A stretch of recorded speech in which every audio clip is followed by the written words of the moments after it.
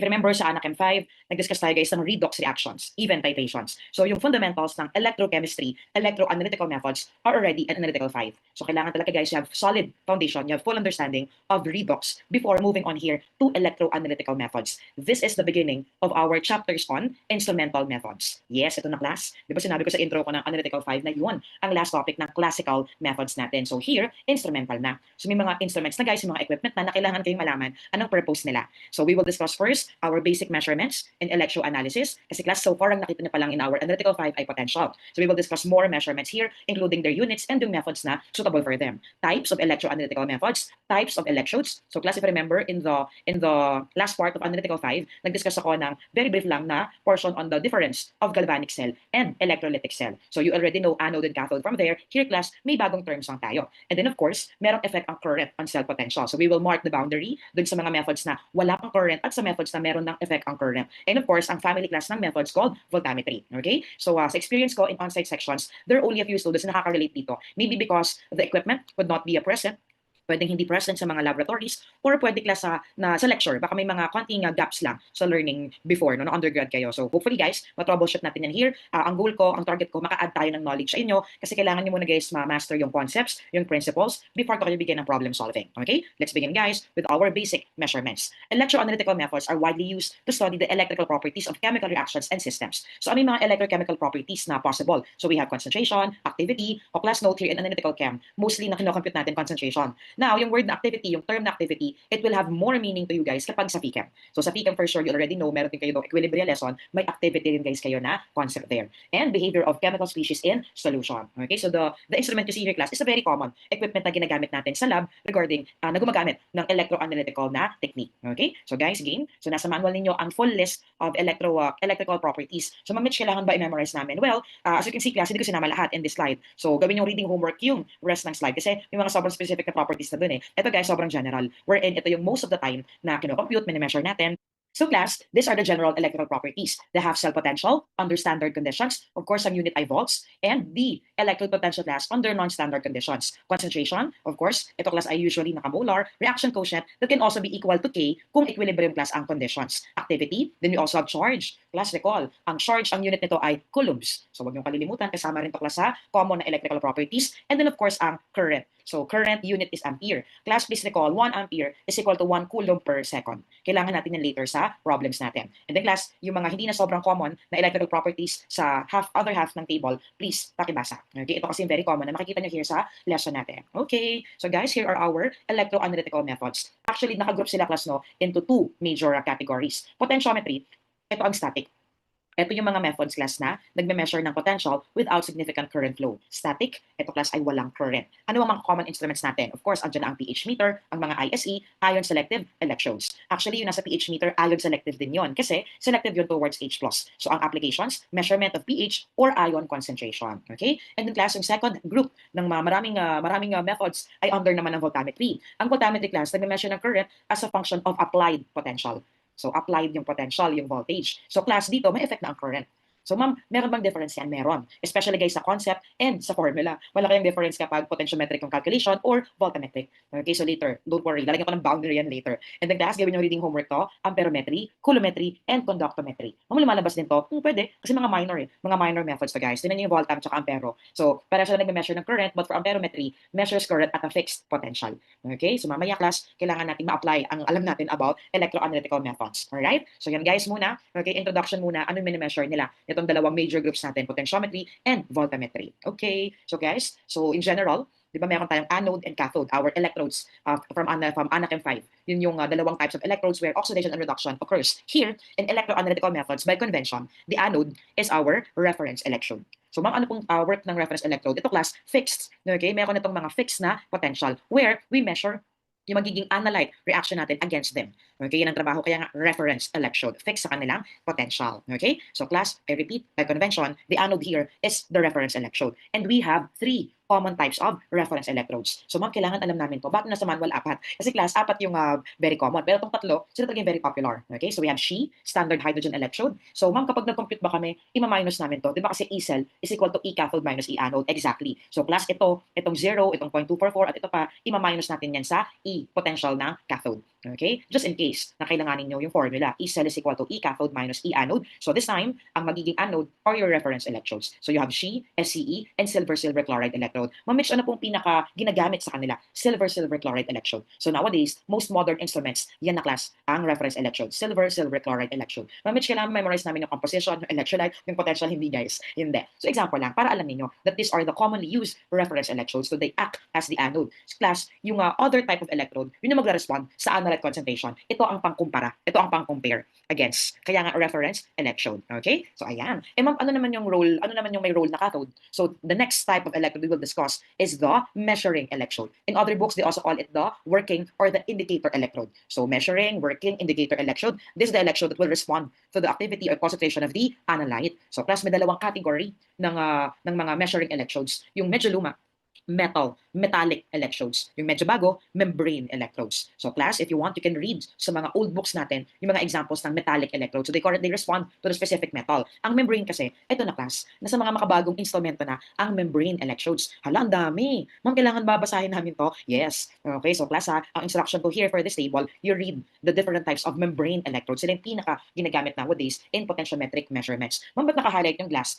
Of course, because it is selective towards H+, para class to sa pH measurement. So our modern pH meters are equipped with glass membrane electrodes. Alright? So class, just take a look dito sa third column natin. Ito ang ion selectivity ng iba't ibang membrane electrodes. So if you want na mag-measure ng fluoride, pwede. You use a crystalline membrane electrode. Potassium, calcium, nitrate, and other species pa guys, pwede. So lahat naman under ng potentiometry, yes. There is no significant current flow for all of these measurements guys. Okay? So yan class ang mga applications ng potentiometric measurement. So please, pakibasa guys ha. Ma'am, kailangan ba memorize namin? Hindi guys. So I would like you to know lang na ito ang mga possible, ang mga available na membrane electrodes. And of course, yung mga ions kung saan sila selective. Alright? So there you go guys. Pero, kailangan ko munang ibigay sa inyo ang historical info about pH meter. Alam niyo ba? Did you know? The first pH meter was invented in 1934 by American chemist Arnold Beckman. Originally class, ang goal naman niya, ang intention niya, to help a friend measure acidity in lemon juice para sa business ng friend niya. Meron kasi siyang citrus manufacturing na company. So, sobrang helpful class na minimeasure nila yung pH level dun sa mga products. Syempre, class nakadepende rin kasi yan sa maturity ng fruits na hinarvest nila and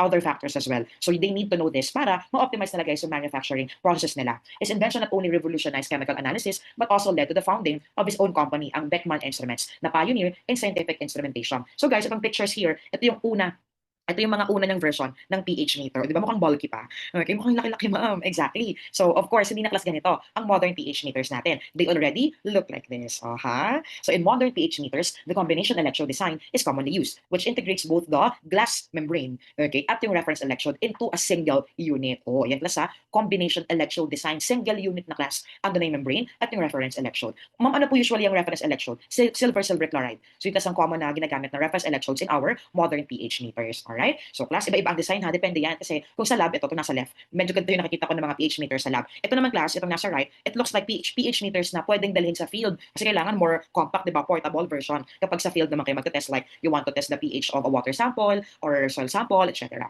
Okay? So yan class. Ma'am, how about this? Do we need to read this? Yes. Kasi class, both in chemistry and chemtech, sobrang important ang electrochem, di ba? Syempre, nangunguna na dyan ang pH meter. Kaya, meron tayong ganitong summary. Para sure class na babasahin nyo, aaralin nyo. In chemtech, they also ask questions about proper storage, proper calibration, maintenance, etc. Yun, lab-based yun. Kaya kailangan guys, may experience kayo, may background kayo on pH meter. So everyone, ina-assign ko to as your reading homework. Okay? Now, punta naman tayo class sa problem-solving part. Paano ma'am ang problem-solving part here sa potentiometry? O class, take a look. So nilagay na natin sa manual ninyo ang formulas for the following. Una, ang pH calculation. So class, tinan nyo ha, kailangan meron kang standard buffer, tapos meron potential at pH. The pH of an unknown solution can be determined using the Nernst equation. Class, take note. Nasa potential pa rin tayo up to this point ha. So this follows Nernst equation.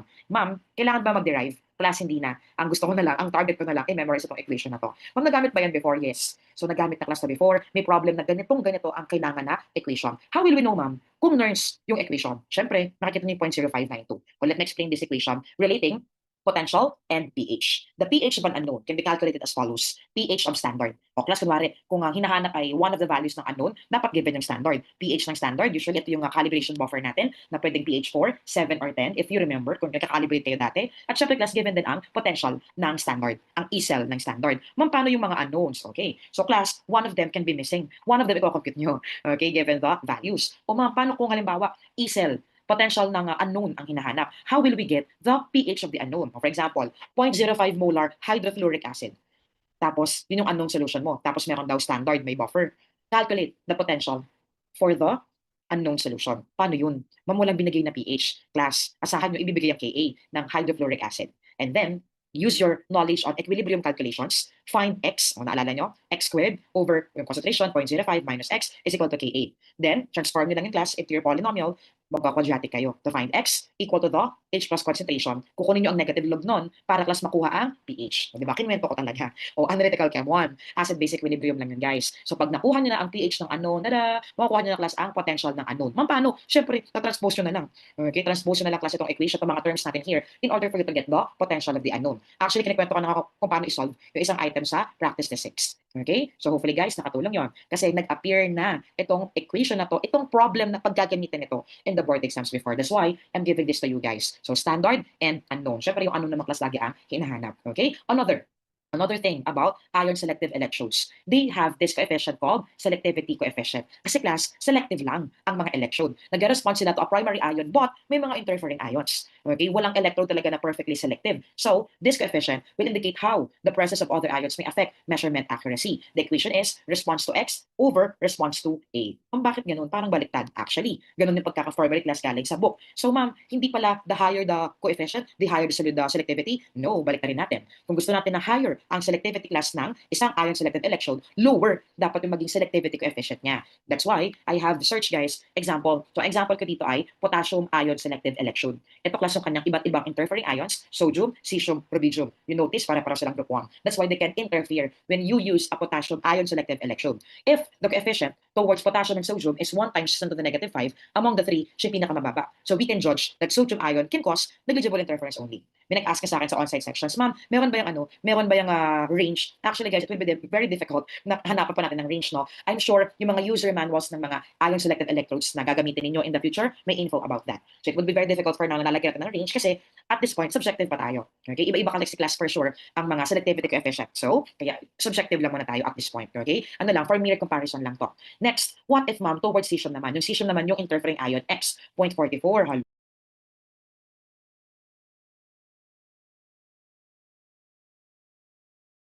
Nakaka-interfere na ang cesium ion towards your measurement of potassium. How about rubidium, ma'am? Naku, siya ang may highest, guys, na interference dito.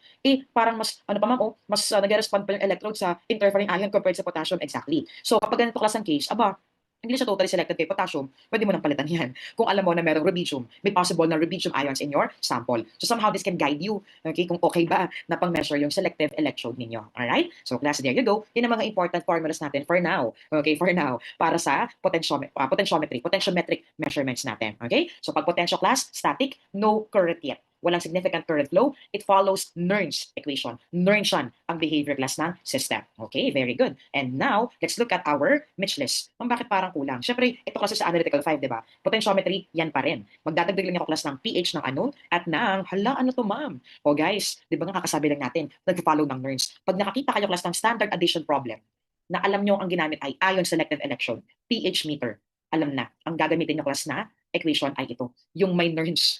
Okay? Nernst kasi ito, 0.0592. Don't worry, your variables are still here. Your VI, VS, CS, CA, sila pa rin. CA pa rin ang hinahanap. Ma'am, yung N ganun pa rin, number of electrons involved, yes. At ang delta E cell, standard minus sample. Alright? So, ang medyo challenging lang here, may log. Kasi nga Nernst so may log. Okay? So, hopefully guys, kayanin niyo ng calculator ninyo for shift solve. Okay? Basta tama naman yung input ninyo, walang mali, hindi math error yan. Medyo may katagalan ng daw class. Sabi ng mga on-site sections, meron lang konting lag, no, sa time kasi matagal i-process yung data. So if you can simplify your equation, the better. Okay? So hopefully guys, maging clear sa inyo. Okay? Dapat hindi ng time, maging clear sa inyo itong first part ng lesson. So hanggang dito class ang potential. Because the next part will be on effect na class ng current.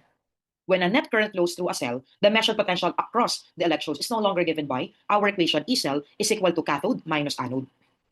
When a net current flows through an electrochemical cell, the measured potential across the electrodes is no longer simply given by E cell is equal to E cathode minus E anode. And one important factor that must be considered is polarization, which affects the actual crystal potential under current flow. So class, ito ang phenomena known as polarization. It refers to the deviation of an electrode's potential from its theoretical value as predicted by the Nernst equation. So class, hindi na natin gagamitin lahat ng mga naunang equations na may effect class ang Nernst. One example ng phenomenon under polarization ay concentration polarization. And this occurs because of mass transfer ng reactants from the bulk solution to the surface of the electrode. Meron tayong figure class to explain this later. Mass transfer is the movement of material from one region to another and occurs via three mechanisms: convection, migration, and diffusion. For sure guys, familiar naman kayo sa mga to. So we have here a figure na ito-demonstrate sa atin ang diffusion. Movement of species down na concentration gradient. So let us see guys galing to actually din sa book ni Skoog. For example, class, we are analyzing cadmium ions. So here in our illustration, galing class kay Skoog, ang symbol for cadmium ions ay itong mga positive na spheres. So ito naman class ang diffusion layer at ito ang electrode surface. So ma'am, reduction ba ang mangyayari? Yes. So cadmium ions will be reduced to cadmium metal, here class, from the bulk solution going to the electrode surface. So this creates a concentration gradient that drives the diffusion of cadmium ions from the bulk going sa electrode surface. As the current increases, the concentration gradient becomes steeper until the surface concentration of cadmium ions reaches zero. So ibig sabihin lahat ng cadmium ion, cadmium 2+, mare-reduce to cadmium 0, cadmium metal? Yes. So ito class ang next figure natin to illustrate yung nangyayari na effect on the analyte concentration. So nagda-drop to 0 class ang cadmium 2+ concentration. However, nag-i-increase naman ang current. O, diba? Mamo, ayan nga, may nakikita kaming pagpa-plateau here. Actually, class, itong nagpa-plateau na region, this is the limiting current. And when you analyze cadmium ions, for example, copper ions, any metal ion class, ito ay magiging proportional sa concentration guys ng metal ion. So yung limiting current is actually the maximum, the peak here dito class sa concentration versus distance profile na graph. So this is proportional to the concentration of the metal ion from the sample. So, diba? So yung class ang napaka-intense natin na paliwanag dito sa graphs galing sa book ni Skoog.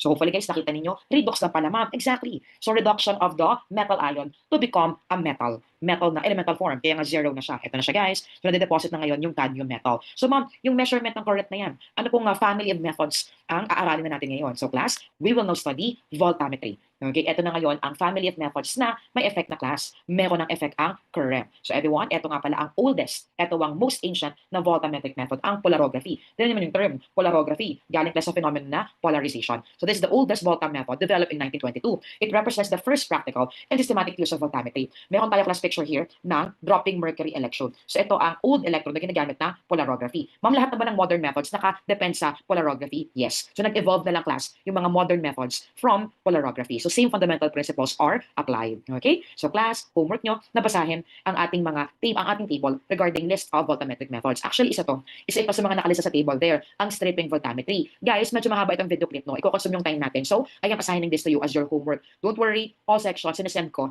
ang list of YouTube links na video homework nyo para mas makagain kayo ng information, makagain ng knowledge sa mga methods na hindi pa kayo masyadong familiar. Okay? So, ito guys, yung table na nare-refer ko. So, naka-highlight ang polarography kasi ito, yung nasa did you know natin, ito yung oldest na voltammetric method. So ma'am, homework ba namin to? Yes, of course. Homework nyo class ito, voltammetric table natin. O take a look na lang sa typical applications. O diba, ang bubongga ng mga applications ng mga methods na to. In fact, may mga modern version class na very useful. Okay, very useful especially sa mga metal analysis. You already saw yung image kanina, diba? Yung illustration natin kanina for cadmium. So that also applies to other metal ions as well. Alright? So very good guys. Narating nyo ang voltammetry. Here, hindi na class applicable yung Nernst equations natin. Kasi nga, we are already measuring current. Okay?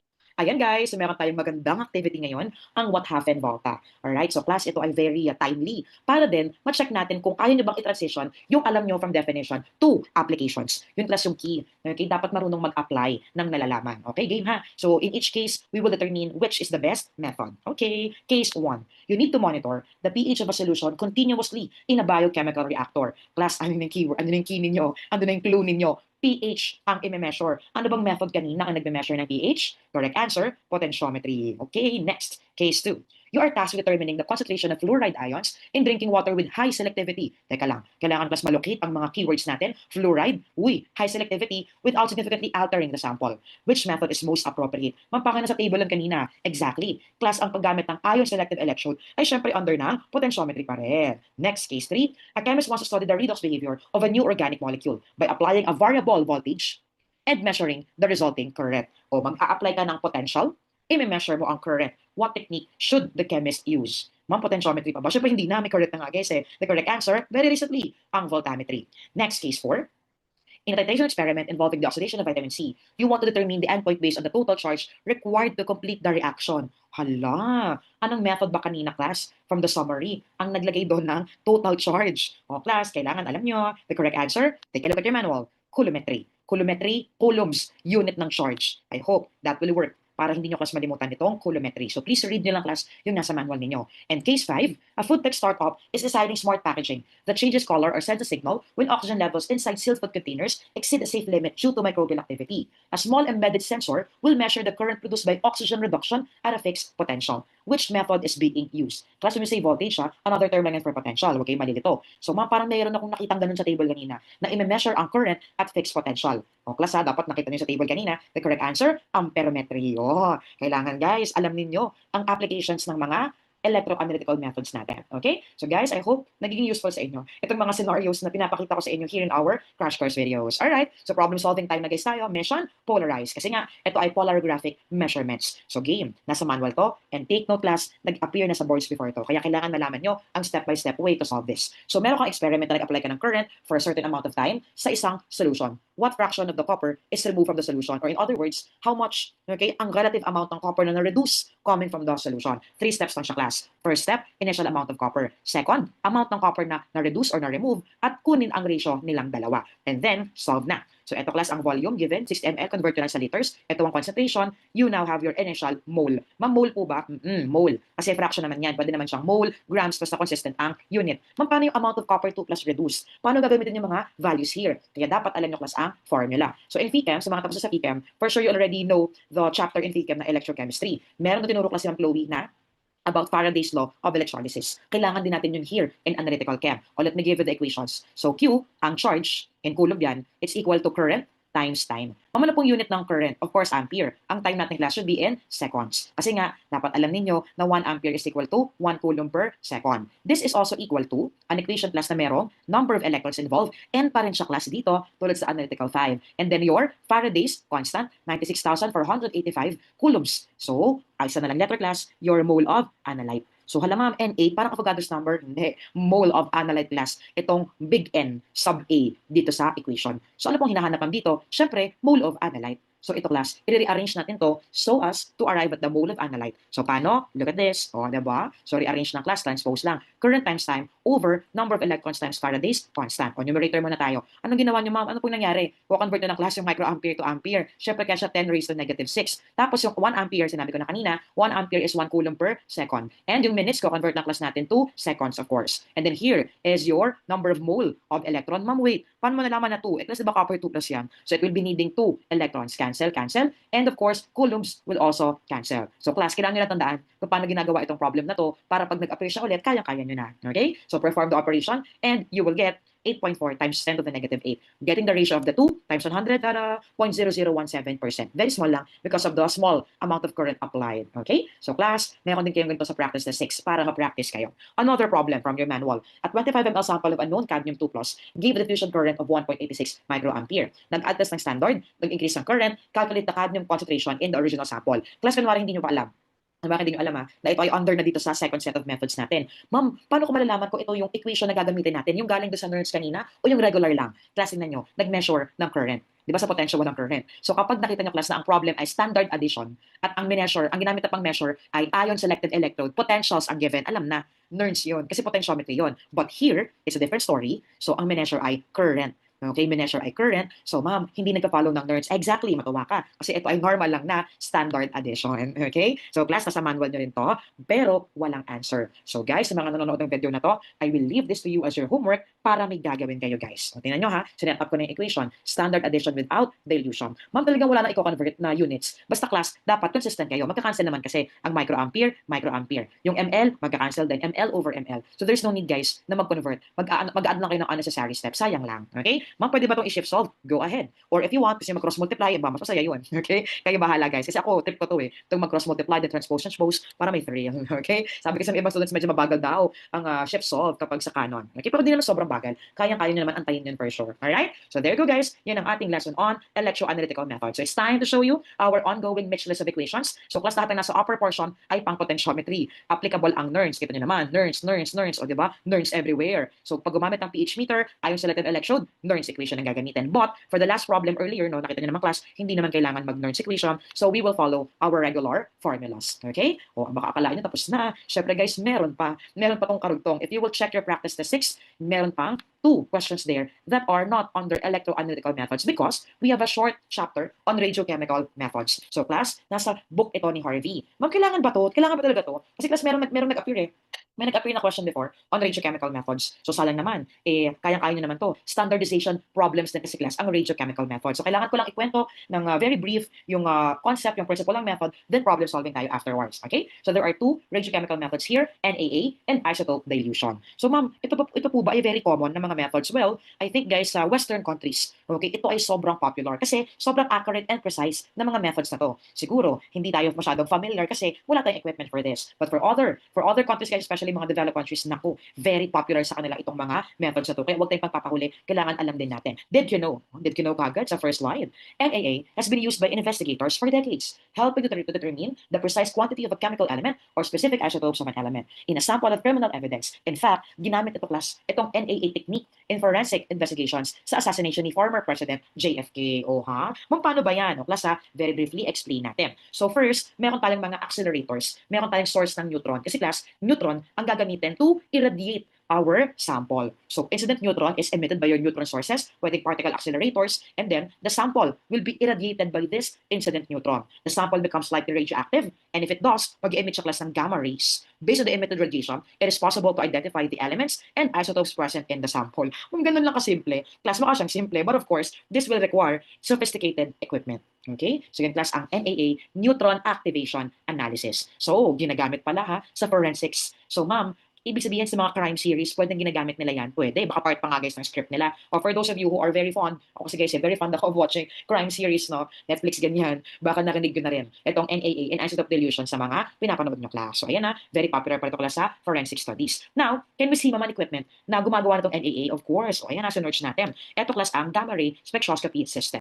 The detector is kept at liquid nitrogen temperature. So I'm guessing guys, nandito ang kanilang nitrogen. The small box on top of the cabinet, I'm guessing it's this one, combines all the functions of the power supply, spectroscopy amplifier, and analog to digital converter. And may spectrum daw class here sa computer screen. Bongga. So class no, it looks na parang heavily insulated tong box na to because of the gamma emission coming from the irradiated sample. So guys, in your manual, may tayong ganitong diagram. Actually, galing to class kay Harvey. Yes, di ba sabi ko kanina kay Harvey nga, galing itong info natin on NAA and later isotope dilution. So meron tayong first step na naman, nagaling kanina class sa figure natin, irradiation. So we will hit our sample and standards with neutrons. Kaya nga ito, neutron activation analysis. Ma'am, sample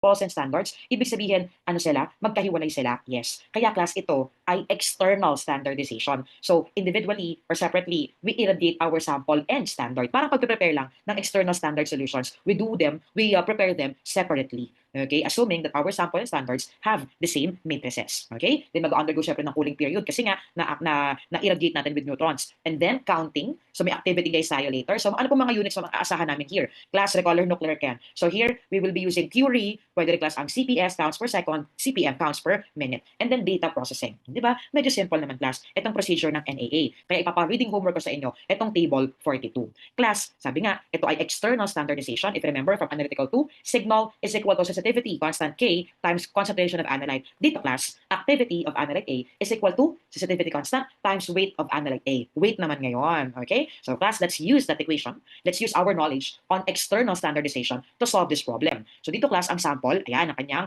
activity. And then yung standard, 1 milligram of cobalt, ito ang kanyang activity. Syempre yung question, ano ang mass ng cobalt in the sample? So class, para lang talaga siyang normal na external standardization. Step 1, calculate K. It will be 6/1, 6,000 over 1, 6,000. Calculate weight of A in sample, yung cobalt natin. Ano ang kanyang sample activity? 4,800 over 6,000. Yung K na nakalculate, 0.8 milligram. Aba, ganun lang ma'am kabilis. Exactly. Kaya class, maganda itong mga method ito, no? Direct to the point ang computation ng mga ito. Okay? O, last na guys na method for this video, isotope dilution. Alam niyo ba, it is so precise, it is often called the gold standard for chemical analysis. O, diba? Medyo bongga guys ang dalawang methods here under radiochemical methods. Ma'am, bakit tinawag nga pala siyang isotope dilution? Well, we will be adding a standard that we will call a tracer to our sample. Ma'am, yung tracer ba na to, similar ba to dun sa analyte? In fact, isotopes nga sila. Ano bang alam natin about isotopes? Diba they are atoms of the same element? Hala ma'am, ibig sabihin chemically similar. Anong standardization method kaya ito? Obviously, internal standard because you will be adding an isotope, okay, a species class na chemically similar to our analyte. We will call it standard or tracer. Ma'am, kailangan ba radioactive yung tracer? Hindi naman class. Okay, it's not required na radioactive parate yung standard na tracer na i-add natin sa sample. Ma'am, bakit isotope dilution? See, ganyan yung class, makikita na rin dito sa definition na meron sa manual natin. The tracer acts as an internal standard kasi nga ito ay chemically identical sa analyte na sabi ko na pala kanina. When added, the tracer dilutes the isotopic enrichment of the analyte. Yun. So kaya tinawag siyang isotope dilution. And then class, imimix natin yung pinaghalo natin na sample and our tracer. And then, we will recover a certain amount na syempre kailangan determine yung amount. It will be isolated and purified. The radioactivity of this isolated fraction is then measured. And the extent of isotopic dilution is calculated. From this, we will know the amount of the non-radioactive analyte to begin with. Okay? So class, ang bilis ng steps kagad. So class, kayo na magbasahan ng steps natin na summarize ko na. And here is our equation. Ma'am, ratio class, diba remember, from our internal standardization ng analytical to, ratio naman talaga ang kinukuha. Ratio ng signal. So here, ratio ng activity. Ma'am, ano yung A? Ito kasi yung isolated analyte. Ito yung na-recover, isolated analyte after the homogenization process. And then of course, ang hinahanap natin parate is WX, unknown weight of analyte in the sample. Syempre, practice tayo. So you have here insulin ang sample, ang tracer, insulin din with carbon 14. O remember class, carbon 12, carbon 13, 14. Ito ang radioactive na carbon. Ito ang activity ng tracer natin, 549 counts per minute. It is added to 10 ml sample from a production vat. After homogenization, nag-recover class ng 18.3 mg of pure insulin. Magkahalo sila dyan, di ba? Yes. Na-homogenize yung sample and your tracer. At ang na-measure na activity, 148 counts per minute. Calculate the mass of insulin present in the original 10 ml sample. Di ba class, medyo clear naman eh. Halata naman kung anong gagawin natin. We will just substitute the values. Pero bago yon, transpose muna. Kailangan kasi natin ma-isolate ang WX in one side of our equation. Then, let's substitute or let's check kung tama to. Tracer dapat 549, check. 18.3 mg, ito yung galing sa recovered na analyte. 148 CPM, tama. And weight ng tracer, 1 mg. Huwag yung kasi kalilimutan ha, ima-minus niyo yung weight ng tracer kasi hindi naman yan part ng original na sample. So the correct answer is 66.9 mg. Magka-cancel plus syempre ang counts per minute. Alright? So easy lang pala klase. Okay, so in number 10 in practice to 6, you will be using isotope dilution, but dahil volumes ang given class na problem, you will replace the weights term here to volume terms. Okay na, nabigay na ako ng clue sa inyo. So yung W, gagawin nyo ng V, volume. Alright? So ayan guys, ang kailangan kong i-remind kayo. Yay! Natapos tayo class sa Analytical 6. So here are your equations. Aside from my reminder for number 10 in practice to 6, please note this conversion. 1 curie is equal to 3.7 times 10 to the 10 power counts per second. Ma'am, kailangan namin to? Opo. Kailangan nyo class to sa number 10 para ma-survive nyo yung number 10. Halos lahat nga class ng nandiyan nag-appear na sa boards before. Kaya kailangan masagutan nyo. Okay, so ayan guys, congratulations. And we're done sa ating Analytical 6 na crash course video. Ito class, papakita ko lang to para makatulong sa mga ilang numbers in your practice na 6. Kailangan nyo kasi ang Ka ng acetic acid. At syempre, i-remind ko kayo sa delta E. E standard minus E sample. And may problem kasi na kailangan nyong alalahanin ang dilution factor. Alright? So 1A, kasi kayo ang pure online section. Hopefully, nakakatulong lang sa inyo to. Sana nakaka-follow kayo ng SCED ha. Ngayong analytical month nyo na. Okay? So everyone, answer practice na 6 for 20 minutes.